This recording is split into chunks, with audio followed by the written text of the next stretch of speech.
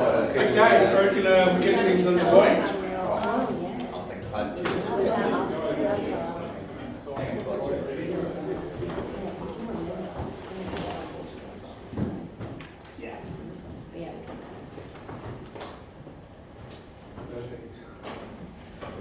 First of all, let me thank you everybody for coming today to our launch of what will be a monthly event of what we're calling CCF Connect. Over the last few months, been able to see probably over half of our contractors, about a quarter of our contractors and over half of our associates. And a lot of people have been saying this is great, but we actually want to see contractors, we want to meet contractors as associates, we want to meet each other. But we're not necessarily wanting to pay our gala event fees for what our big events are. So we thought, let's put a bit of a brainchild together and come up with what we call in CCF Connect. Free events that we're going to be actually running monthly, where you guys can come both as contractors and associates to network and actually learn how to, what different facets of the business that you might not learn. You guys might be the experts in recruiting or digging holes or excavating or design, anything like that, but you might not know about social media or the top 5 issues with your business. So that's what we're really trying to achieve with CCF Connect, with helping you guys as business owners, as sales reps, as BDMs, sales managers, CEOs, marketing officers, to actually take that next step in business. So as we said, free monthly events for members, helping you grow your business, helping you attain more business, helping you guys as individuals as well become better salespeople, better staff, connecting you with the right-minded people and businesses. As I've said to a lot of you guys when I've been out meeting you, is that if there are different contractors or associates that you are wanting to meet, that you're having problems getting through that very good gatekeeper that a lot of the businesses do actually have, then put me to work. Let me make that introduction for you. Let me take you out for coffee, take you out for a beer, wine, and champagne. I'm more than happy to do that for you. As you can see, I enjoy entertaining. More than happy to help you guys with that. So. And as I said there, also helping you guys find the right staff. We also get quite often a lot of phone calls saying, hey, we're actually after this type of person, do you know of anybody that would actually fit this bill? So because we do speak to a lot of people, we can put you in contact with the right staff as well. So first of all, first event today, we've got the great team from Maganetic Alliance. As you've seen, our special guest is Mark Lim. So enough from me. I'm going to handball it straight over to the guy that you guys have come here to talk to, and then I'll wrap things up at the end. So Mark, over to you. I've never got applause at the beginning of this speech before, but thank you very much. Thank you, Simon, for inviting us to your group. Very honored to be speaking here today and sharing some of the insights that we've learned with you guys and your members. So thanks to Simon. So how many of you here own a business or run a business, or responsible for running a business? Okay, cool. And how many of you here are excited by the thought of having a business that's in high growth mode? A few of you? How many of you are intimidated or a little bit stressed by a business that is going into high growth mode? One of you, okay. Well, today we're going to be talking about growth control and how to create a high growth business without losing control. I actually met someone at a bar recently, who just called him Bill. Bill bought a transport business that he wanted to start, and his cousin was going to get him a contract. And Bill ended up spending $300,000 to buy a truck, and his cousin got the contract. They started their business. So as they were running their business, everything was going well, business was going great, the contract was getting bigger, and his cousin decided that the business was going really well, and he actually wanted to have the business for himself. So his cousin decided to cut Bill out of the business, and Bill ended up with a truck worth $300,000 that he had to fire sale for $120,000. So the $180,000 that Bill lost actually took him 3 years working 7 days a week to save up for in his cleaning business. So that was pretty painful. So although it's an example that's only a small example when you're looking at one contract, one asset, and one employee, Bill felt that roller coaster of growth, and he felt that he couldn't control it. So that's what we're here to talk about today, is to look at if you've got a business that's much bigger than one employee or one contract or one asset, then you're going to have these growth issues that you're going to face along the way.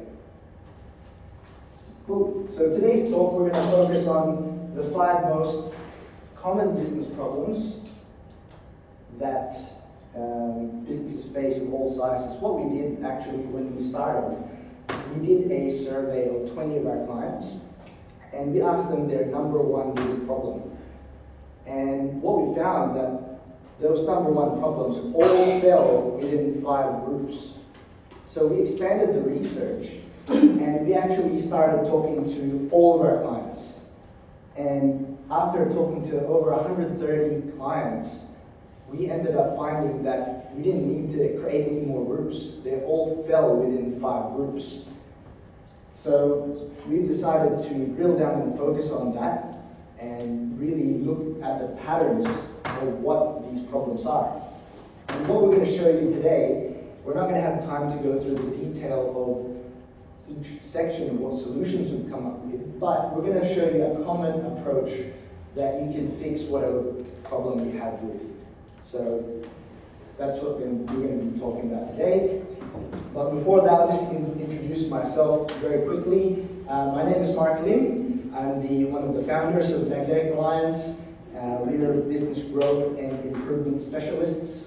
And we've been operating now for 6 years, and in the 6 years we've helped a little bit over 140 clients, but they're spread across many different industries. So these problems that we've found, it's not within one industry.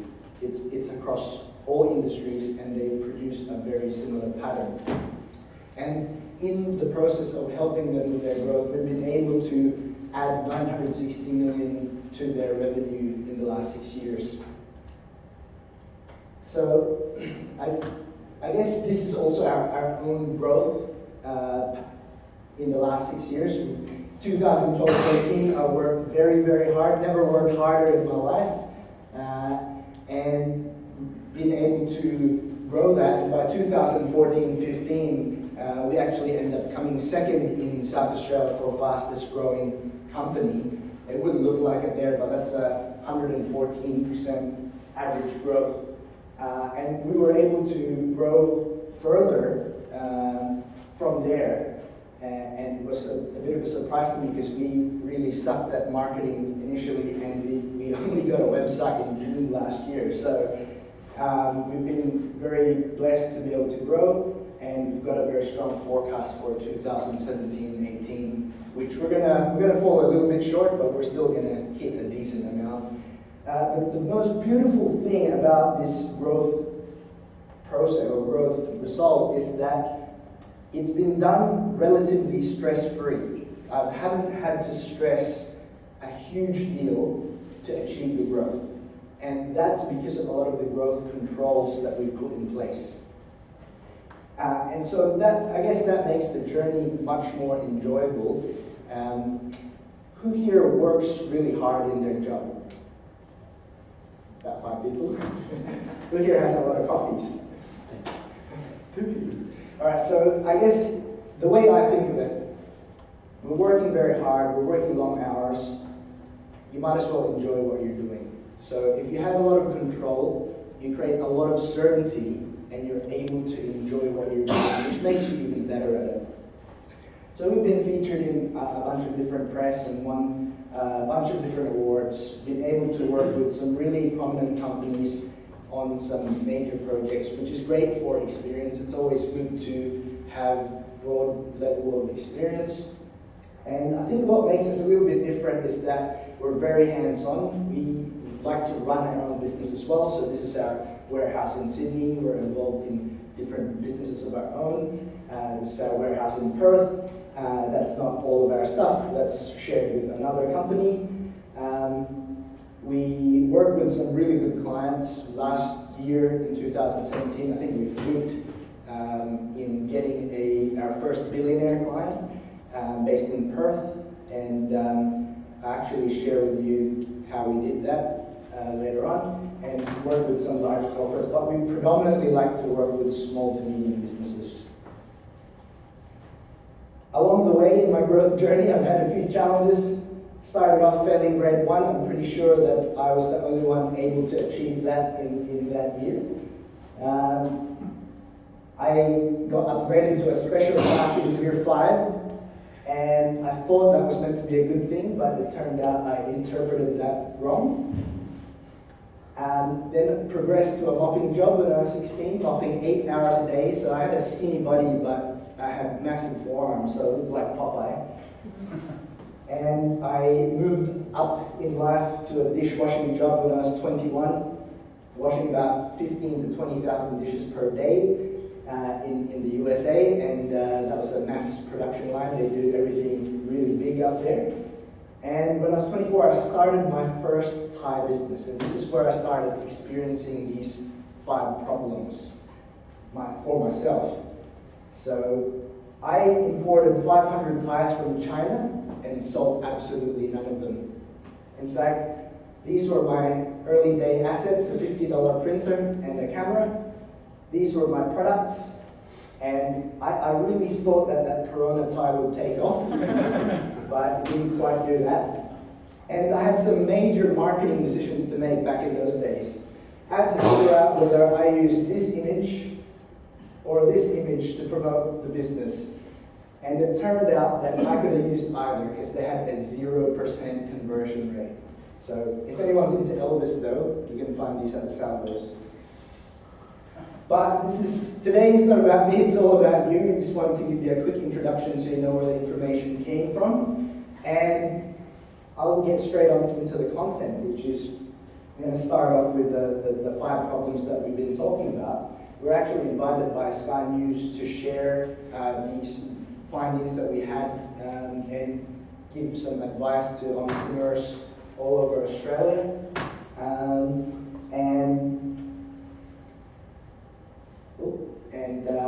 Yeah, that was just early on in the beginning of this year, well actually late last year. So just got a few notes here. So we talked about a couple of the 5 problems that these businesses have, and if you actually understand the nature of these problems, that they're there from the beginning of business. They're not new. They're all existing, and they'll continue until business completely changes. So the first problem is strategy. It's what you're going to do and what you're going to do to win. That's the simplest way I can summarize strategy. And when you have a problem with strategy, you start asking yourself, what do I do now? What do I do with my business? Where do we go? How do we handle the competition, for example? The next one is sales. It's about being able to sell, and it's not just being in a BD role, but if you're a CEO or if you're a general manager, you have to sell. You have to sell your case. You have to sell your ideas and your concept. You have to sell what you want your team to do. So, sales encompasses a lot more than just selling to a customer. When I learned how to sell, I actually went back and tried to sell some of those ties. Didn't work, still sold none. So, the next area is people, and this predominantly looks at staff, but it also looks at your suppliers. It looks at relationships that you have. It might be with investors, but people in general, and predominantly staff. Who's ever had a staff issue in here? I'm surprised not 100% of the hands are up, because that's usually the case. So yeah, people is one of the, probably if I ask this, that's what gets a 10 out of 10 kind of unanimous decision. The next is finance. It's about understanding the numbers and being able to interpret the numbers and then use the numbers to actually make a difference in the business. Then the next is self and team leadership, being able to manage yourself, manage your emotions, manage your ability to lead and inspire and motivate people, be able to bring a team towards an outcome that you're looking for. So these 5 problems, as you can probably see, they're not brand new. They've been around for a long, long time. We've just noticed these patterns and categorized them in this way. There's a story of Einstein, actually, when he was teaching in Princeton, and he was putting out a test for second-year students, and he gave it to his teacher's assistant, and the teacher's assistant realized that it was exactly the same test as he gave to the first-year students. So the same students, different year, but he gave the same test. And the teacher's assistant just thought they'd raise this and bring it to Einstein's attention and say, look, do you realize that you're using the exact same test on the exact same class of students since last year? And Einstein said, yes, I am. And the teacher's assistant asked, well, why is that, if you don't mind me asking? And Einstein said, well, all the questions are the same, but the answers are all different. So with these problems, the problems are all the same, but the answers today are all different because the market is changing, politics are changing, currency rates are changing, business models are changing, technology is changing. So what we can do to give ourselves an advantage is to have an understanding of these problems, because these particular problems don't go away when you fix them. That's the one thing that's quite different with this. They don't go away when you fix them. When you take yourself from one level of growth to another level of growth, your strategy may need to change. Your people plan needs to change. Your financial plan and funding needs to change. So if you understand these issues well, you can get good at addressing them. And then you don't have to figure out what's going wrong over and over again, because these will plague you and they'll return. And the other thing that you can do to actually help, because you can't control what's happening. You can't control what happens to technology. You can't control what happens to interest rates. You can't control what happens to the dollar.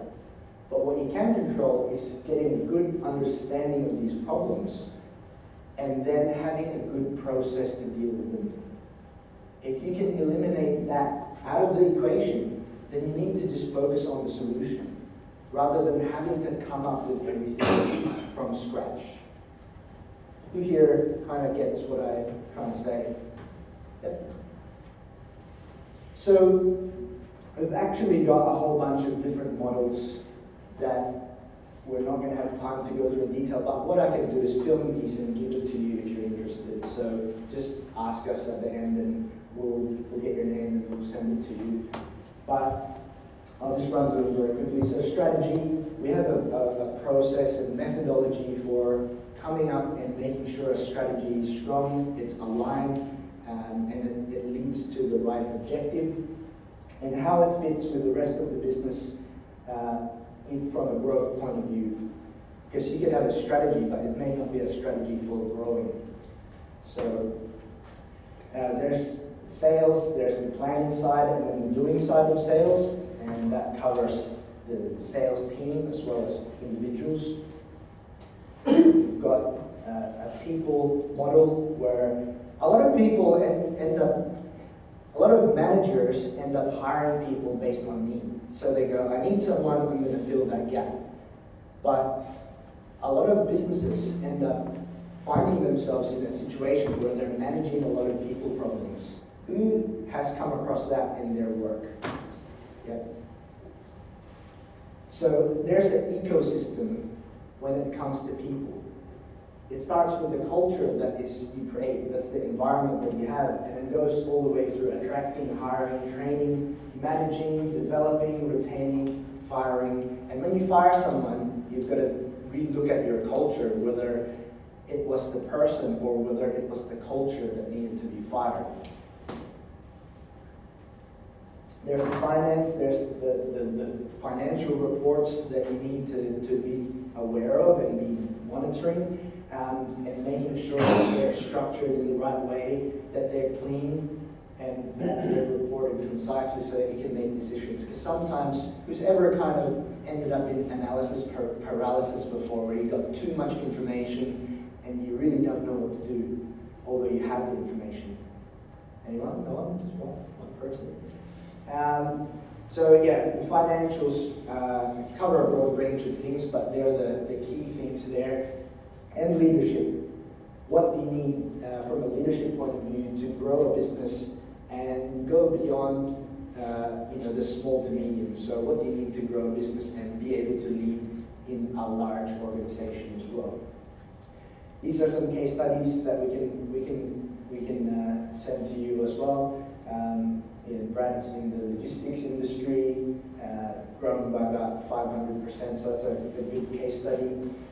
Runs in the packaging industry, quite a, I guess, good growth in a short space of time as well. Ben's in the property development industry, grown to quite a large business there. Dave's in the building industry, and I used a case study on myself to look at the improvements I've made since failing grade 1. Has anyone here failed grade 1, by the way? No. I thought there might be at least one, but so we've also got the 6 growth levers. These levers are what we use to create growth in any kind of economy, in any kind of market, in any kind of, unless you're in a dead kind of industry, you can use these levers to create growth at any point in time. So that was of interest to Sky News, and that's what they kind of asked us to talk a little bit about, growing in a non-boom. And I guess also a blueprint for growth as well. And this is more relating to implementation. So we can send you all this stuff, but today what I want to do is focus on, I guess what we want to do is focus on an approach that encompasses all of these areas. Like, what is the commonality between all of these areas here? And that is the process of 3 things.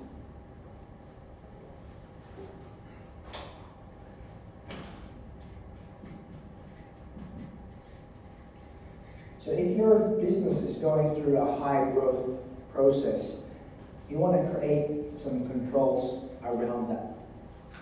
And the first area of control is planning. Creating a solid plan. Has anyone ever heard of a gentleman by the name of David Allen? Getting things done? David says, in business, you're not confused, you're not lost, you're just overwhelmed. You've got all the plans that you're doing in your head. You've got your sales plan, you've got your marketing plan, you've got your operations plan, and it's all sitting in your head. So you've got to get it out and write it down. On top of that, you've got your wife or your husband who wants to go out and organize an event. You've got your mother-in-law who wants something, and you've got potentially a child who wants something as well. When you've got all those things happening, plus you get an emergency that comes up time to time, you're going to be absolutely overwhelmed. So getting things out of your head and into paper reduces that pressure and releases that pressure from you having to remember and manage everything from your head. So just one of these. Who has, I guess if you're from Adelaide, you can't really miss a company called IKEA. Everyone has heard of IKEA. Who's had the pleasure of building one of their flat packs? At least half the room.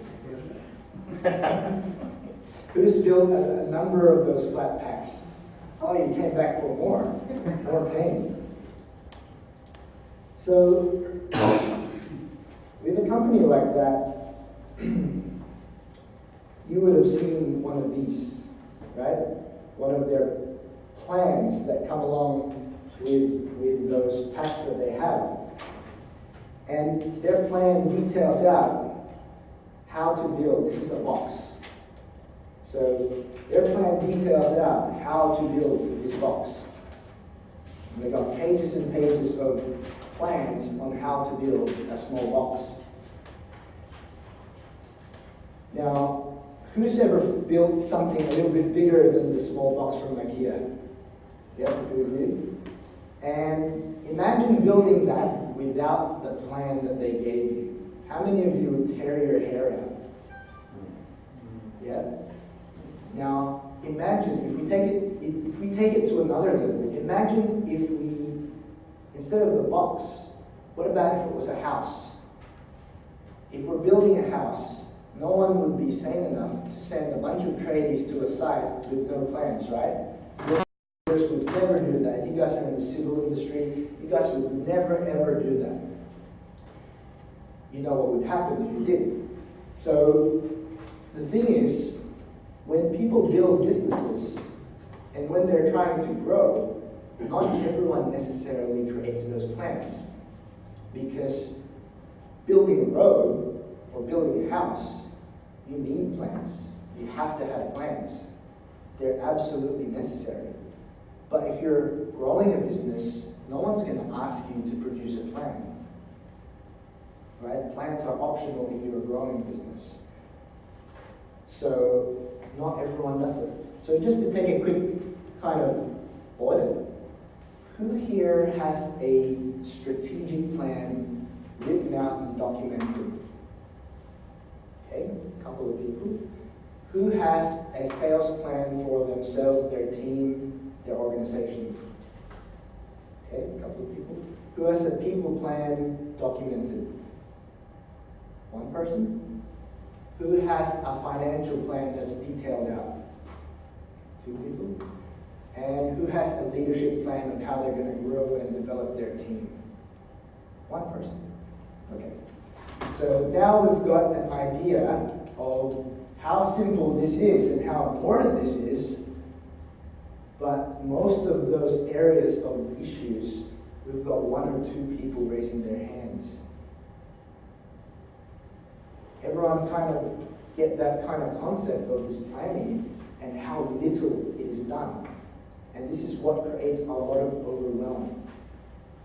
There are some really good businesses that would skyrocket only if they had a plan. And a good example of that was Brad in the logistics business. He didn't have a plan. He was very limited in his ability to grow. The moment we created a plan, he could stop thinking about all the things he had in his head.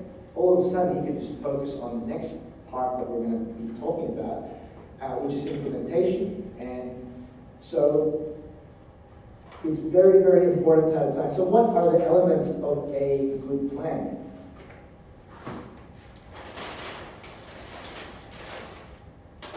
Number one, a good plan has to have a process. If your plan doesn't have a sequential process, it's like dialing a mobile phone. You might get things done, you might get through, but it may not be the result you wanted. So a plan has to have a good process. You have an outline of the plan. The next step is to have good content. So you've all heard of the term garbage in, garbage out, right? Yes? Yep? Yeah. So what you put there is very, very important. Are you putting content in your plan that's made up of people's opinions or expertise? Ray Dalio, I don't know if you've heard of Ray Dalio, he's got a book called Principles. He's one of the leading financial minds globally. He talks about believable people. He says when he talks to people and he gets people's opinions or advice, the first thing he does is make sure that they're believable people, which means they have a well-informed piece of advice from expertise and experience before he considers their input. So that's a very important part of creating a plan, is what kind of input is going to your plan. And very, very often what I see is a lot of plans come with opinions from very unqualified and inexperienced people. And sometimes those plans can take a business the wrong way. The third thing I'm going to summarize here, I'm just going to call it POPSA, and that is a good plan. To have good content and good structure in the plan, you need, number one, is purpose. Why are you doing what you're doing? Because if things go haywire with your plan, you always go back to the top and you look at the purpose, and you may not know exactly what to do, but if you know why you're doing it, you never get lost. The next section is outcome. Where are you actually going to be going to? You know the purpose now, but what is the outcome that you're trying to achieve with your plan? If you don't have an outcome, you don't know which direction you're actually going. So you need a place to start and you need a place to end. The next area is problem. If you don't address the problems you're going to have or potentially going to have in your plan, you're going to bump into them later and you're going to find out about them. So a good plan will deal with the problems up front. You'll deal with the risks. You'll deal with the issues of growth up front. When you bump into them, then you'll have the next area, which is the solution. And just by show of hands, who here has ever brought a solution to someone they work for, whether it's a superior or a client, and it got rejected? Everyone. And who has had a solution brought to them and they rejected that solution from someone else? Yep. The very common mistake that people make when creating solutions is they only bring one. They have a problem, they bring a solution, and that's the only one they've got. The key to this is creating a number of options so that when you have a problem, you can discuss and collaborate and figure out what the best course of action is. No one likes getting boxed into one course of action. So this is a key mistake that people make, especially in large organizations where it's high pressure, fast environment, and not much time to do stuff. And the next part, which is really critical, this is the bridge to the next piece, is action. If you have a bunch of concepts and ideas in your plan, and that's where it ends, nothing is going to happen with that plan. You need the plan to translate into actions so that you can actually do something about that plan.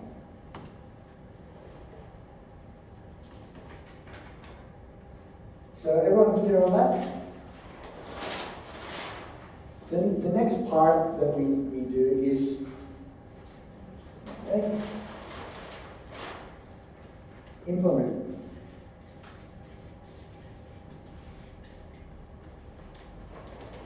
High growth requires a huge level of implementation. Implementation is 90% of the work.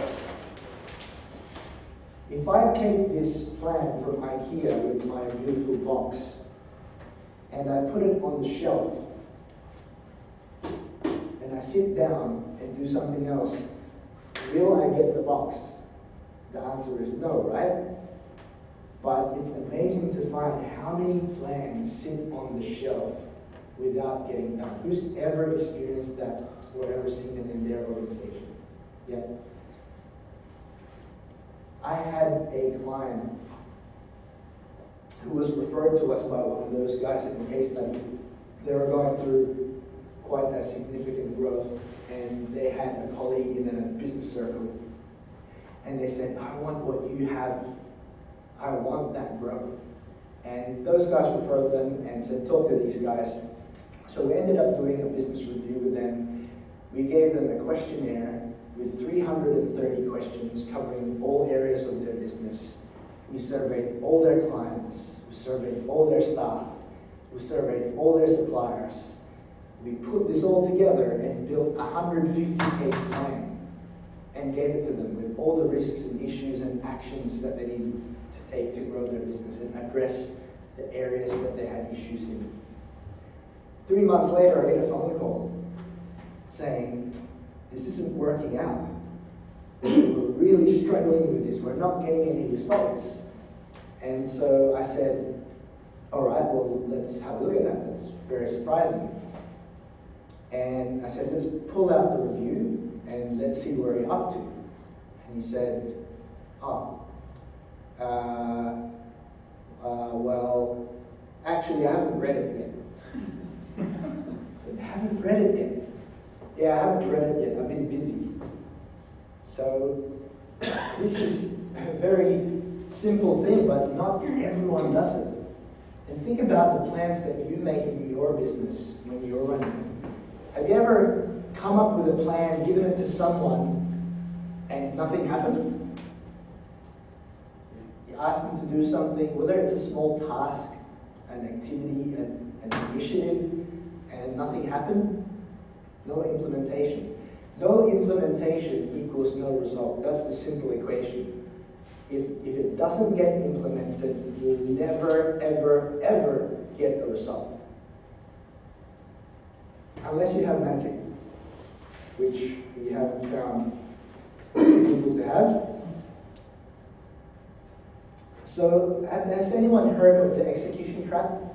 There's a quote that says, a mediocre plan, well executed, is better than a great plan, poorly executed. That's the other side to implementation. If you implement, but you implement poorly, then you're not going to get the result either. So if you're in sales, you're implementing sales. You need excellence in your area. If you're implementing your service delivery or your product fulfillment, that's implementation. If you're implementing HR, that's what you're doing. Whatever it is that you're responsible for, you're in the job of implementation. If you're creating a plan, your job is to implement the creation of the plan. So, how do you implement well? Well, like I said, there was a bridge between plan and implementation. This is the concept, and this is getting things done. And the bridge that I talked about before, between these two, were the actions. If you don't have actionable steps in your plan, it's going to make it hard for the people to implement, who are responsible for implementing. If you're working in multi-discipline teams where you've got different departments, and other departments are meant to get things done for you, and they don't know exactly what to do, they're just going to make things up, and that may or may not get the job done. So if this action doesn't happen, it's very hard to get the implementation done. If you don't have a good set of building plans or civil plans, the people on the ground trying to implement that is going to stuff it up. And they're going to go back and say, this is what the plan said, or the plan was missing these things, so we had to bring in more contractors and the cost blew out. Who's ever experienced that before? One person. I'm surprised. Very, very common. So, how do you actually build a good implementation plan? I like to use very simple stuff, as you can tell. I call it the 4 W's. The first part of the implementation plan is understanding why you are doing what you're doing. If people are implementing and if they don't know why they're doing what they're doing, they're going to get stuck. You're going to have to micromanage them because they don't know why. The moment they get stuck, they're either going to go back and ask you, or risk stuffing the job up. They may take initiative, they may get it right, but some people will do that. Other people won't want to take that risk. So they'll go back and say, what do you want? And that's where people get frustrated, right? If you're a manager, you're a leader, you want people to be proactive, but they don't look like they're being proactive. Perhaps it could be they don't know why you're doing what you're doing. The next part then is the what. What you're going to be doing, what you're going to be implementing, and these need to be actionable items. The who. I'm not sure if anyone here has experienced confusion in roles and responsibilities before. Anyone? Few people? If you don't know who is accountable to deliver the result, there could be many people responsible, but there needs to be one person accountable. If you don't know who is accountable to do what, you're going to get blamed. People blaming each other, or people going to you going, was that my job? I didn't know. So the who is very important, and when. There's no point getting into the race when it's finished, right? So you have to have deadlines, and you have to understand when, and they have to understand when the job is meant to be completed. Notice that we're missing something here. Anyone pick it out? The how. The how? Yep, we're missing an H. Deliberately don't put the how. Because to get the what that you're looking to do, people might need to go through 2 or 3 or 4 or 5 hows. Make them responsible and accountable for what you want. Let them figure out how to do it. Otherwise, you're going to have to be dragged into micromanagement. So that brings me to, I guess, the next, concept, which is excellence versus perfection.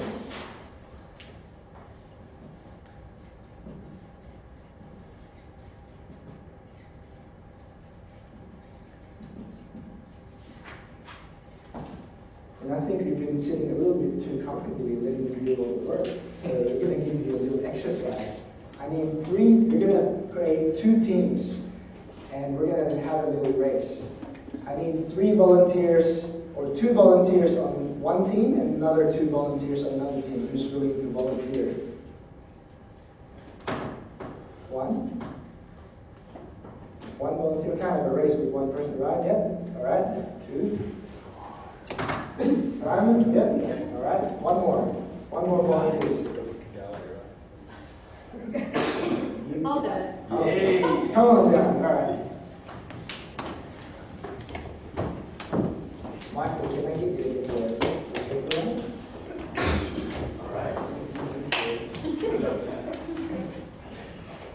It looks like these guys have decided that they're on the same team.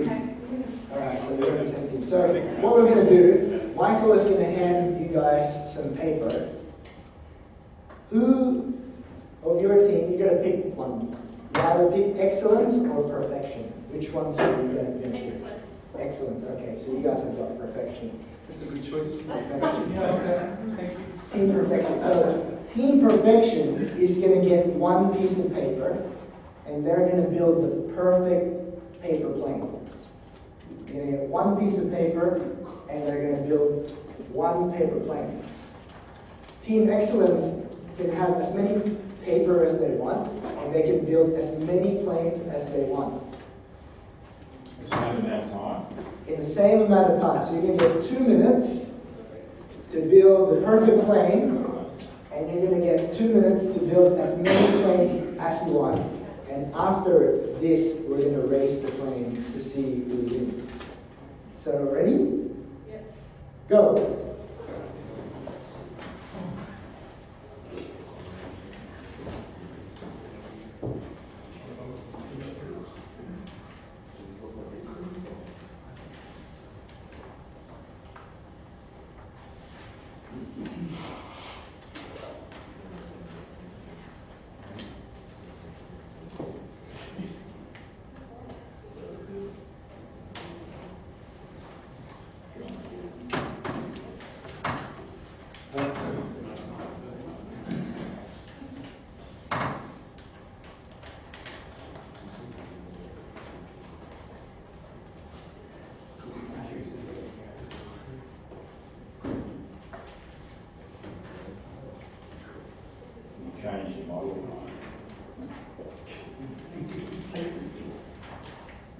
This definitely looks like team perfection. Nearly coming up to a minute now. We've got some, you want the IKEA plan over here? Might end up with a box.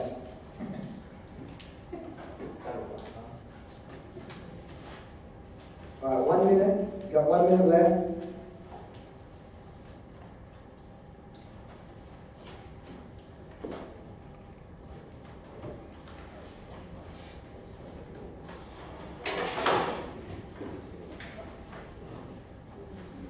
How's Team Excellence going? 1, 2, 3, 4, 5, 6, 7, 8. 8 planes. They're up to 8 planes. With 1 stealth bomber.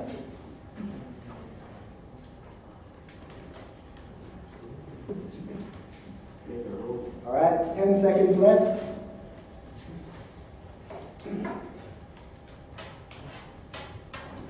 Are we going to finish it? 10 seconds. 5, 4, 3, 2, 1. Alright, time's up. 2 minutes. Alright, so what we're going to do is we're going to get these teams to line up. On this line, Team Perfection, please line up. Oh,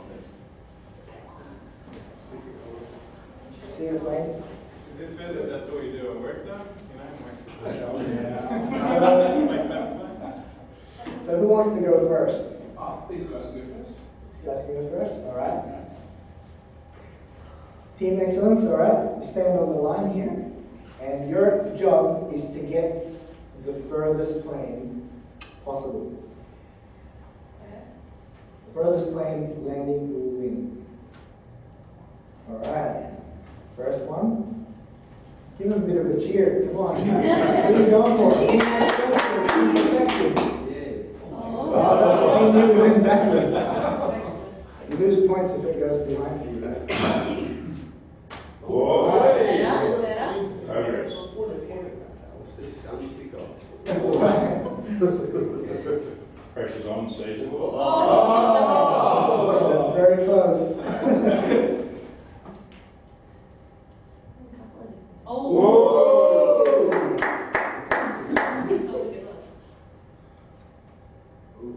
It's a sideways one. Stealth bomb. Alright. Alright.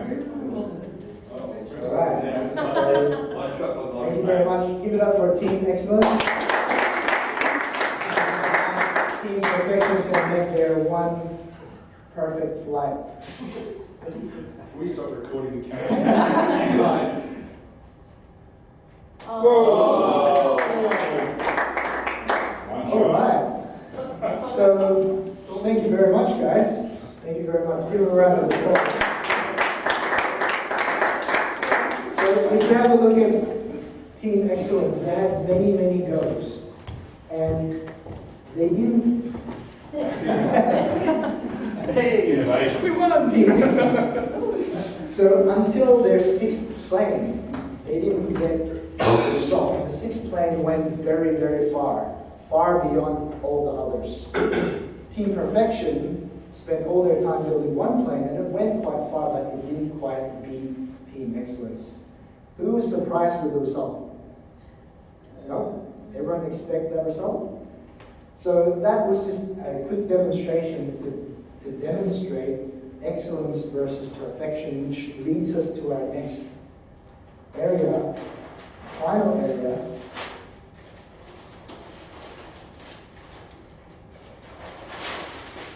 Which is improvement.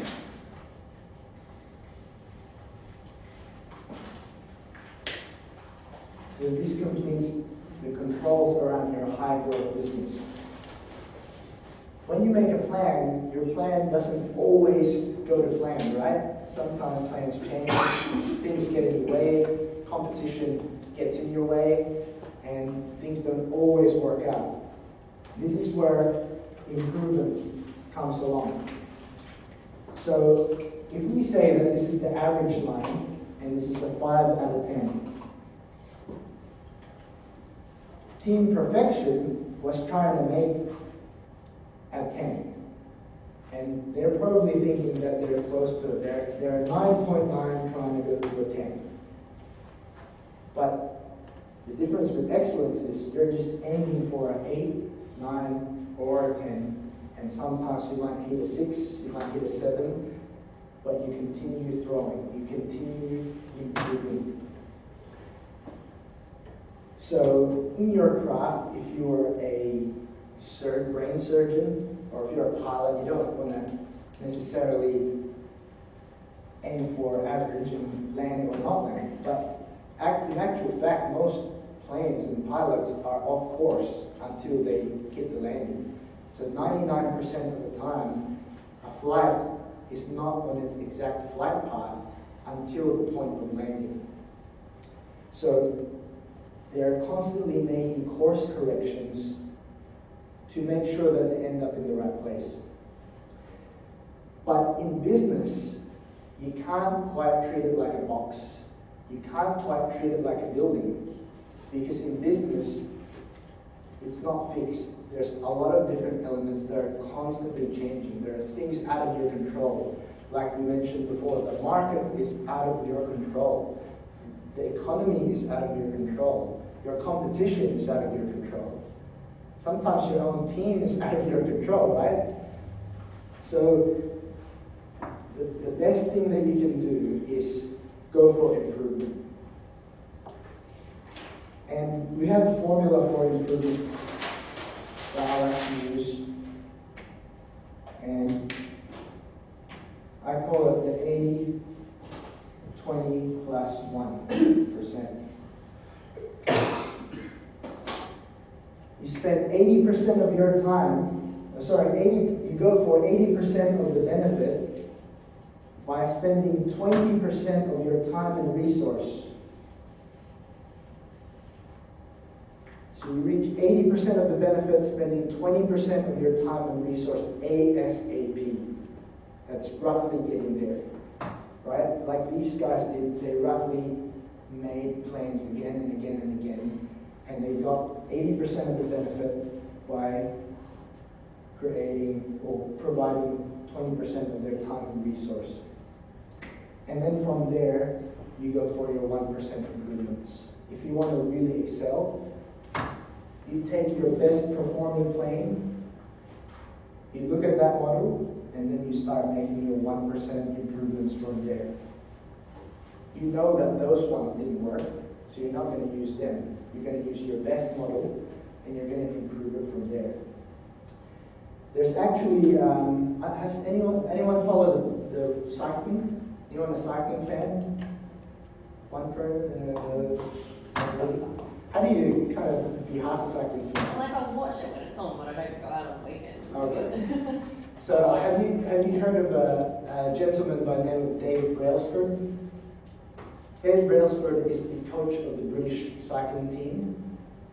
The British team never have won the Tour de France ever in 70 years. And they brought Dave Brailsford in. And what he did, he believed in the aggregation of marginal gains. He said that if we can just make 1% improvements across many, many different areas, then our goal is to win a gold medal in 5 years' time. So what they started doing the normal things you kind of think of, started making changes to the bicycle seats to make it more comfortable, started changing the aerodynamics of the helmet, started changing their training program. So he did things that you would think he would do as a coach, a brand new coach. But he used that 1% rule to improve everything else. He started changing the pillows of the bike riders because they're constantly going and staying at different hotels. And sometimes, I don't know if you guys travel a lot, but you ever get into a hotel and can't sleep? Yeah. Because the bed is not right, the pillow is not right. So what he did, he got them to bring their own pillows so they can get a good night's sleep, changed their massage gel to the best one possible, looked at their diet, even made them happy, gave them relationship advice so that they can, when they get home, they're happier. They're a little bit happier instead of getting into a fight. So all those 1%ers added up, and not only did they reach their goal faster.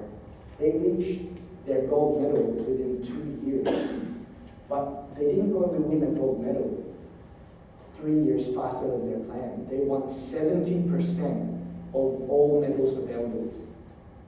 That's the power of these 1% improvements. And I'll give you our own example. Last year we made 264 improvements in our business in Maganetic Alliance.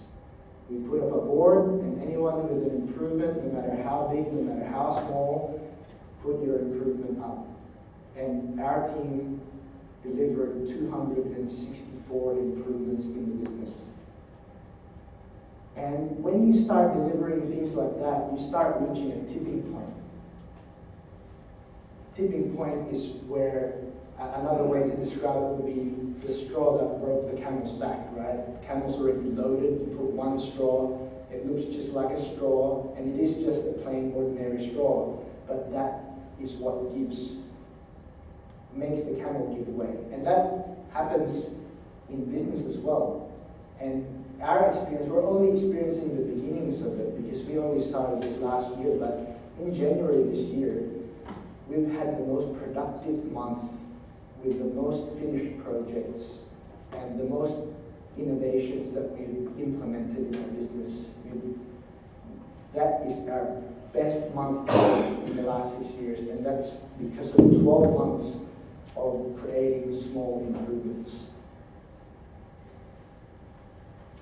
Everyone kind of get that picture? So just imagine what you guys could do. What kind of resources do you have in your business? What if they started improving things? What kind of gains could you make in your business if you were to do that? And I guess what could you achieve if you didn't fail grade 1, which none of you did? Most of my life has just been made of small, tiny improvements. I'm not naturally good at anything. I have no natural talents.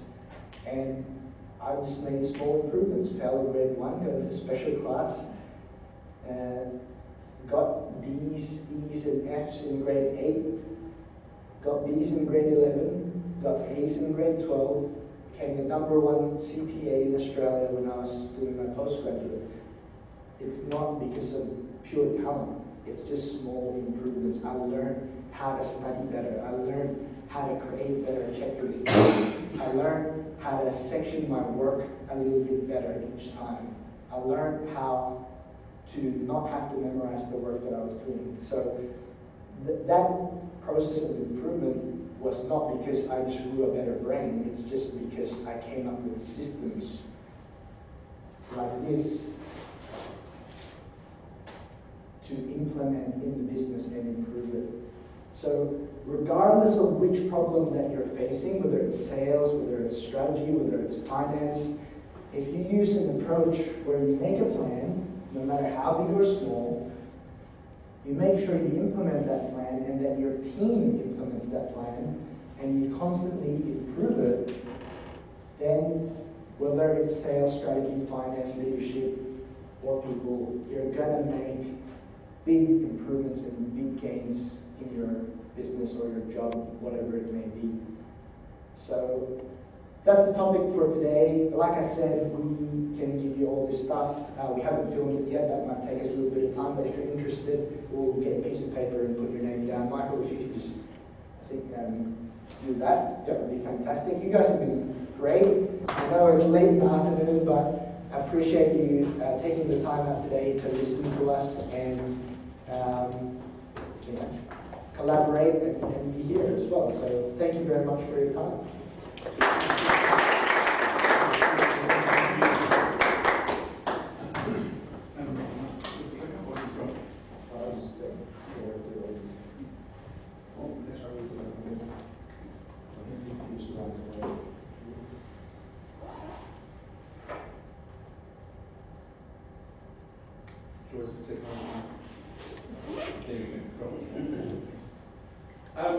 Firstly, Michael, thank you so much for coming today. I think, I'll probably speak on behalf of all you, of everyone here. The information we got, particularly the Einstein one, really resonated with me. I thought that example was perfect. So, that full year experience afterwards, you're going to get different answers from the same questions, which is something that I'm really taking home from you today. So thank you very much for that, which is awesome. So greatly appreciated. As Mark said, before you leave, please head over to see Michael. We've just got some information for you guys to take away with you guys as well. What we do have is, as I said, these events are going to be monthly. So the next event that we do have is Wednesday the 21st. Same room, so 4 o'clock for a 4:30 start. We have the guys from Geek IT coming to talk to us about how to avoid a $1.7 million fine. I don't think we have anybody in the room here that could afford a $1.7 million fine from the wonderful government. And that's just in regards to the legislation that's coming in regards to compulsory reporting for hacking, data breaches and all that sort of thing. So, in the future, if your website gets tampered with or anything like that, compulsory reporting is, you don't do it, up to a $1.7 million fine. So having John and those guys come in are going to be really quite beneficial for us. As it says up there, so we're targeting that event for the executive levels, business owners, CFOs, CEOs, GMs, and anybody responsible for the IT within your business. So if you do, you receive our emails about these events, and anything like this comes up, please kick through to your IT or your marketing department, particularly the marketing side for our next event, which is in April. Grant was here before, but he had to duck off.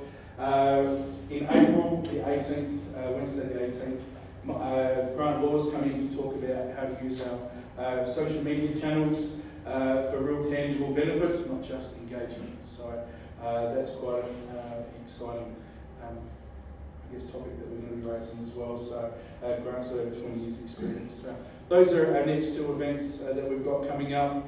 After that, we're then going to be getting the guys in from the team from ICN, State Industry Capability Network, to talk about what's on ICN, how to read, how to provide tenders and that sort of thing. And then after that, we're currently speaking with Green Hills Australia on tender writing, what they actually want to see. There was reports that came out, was it from the OBAN, so $160 million upgrade for the OBAN. The company that did that said that the tenders that were provided by some of the South Australian businesses probably weren't up to scratch. That's the feedback that we received, and we thought, well, you know what, let's actually assist you guys in winning those contracts, so they don't have the choice of going into state, but the job's actually staying here in South Australia. So that's everything from me, guys. Thank you so much for coming tonight, this afternoon, your busy schedules. And once again, thank you, Mark, Michael, and the team from Maganetic Alliance. Thanks, guys. Guys, can we also just give a big thank you to Simon, who's put all together with his team, and for now to give us the opportunity to actually come here and present this information. So, thanks, Simon.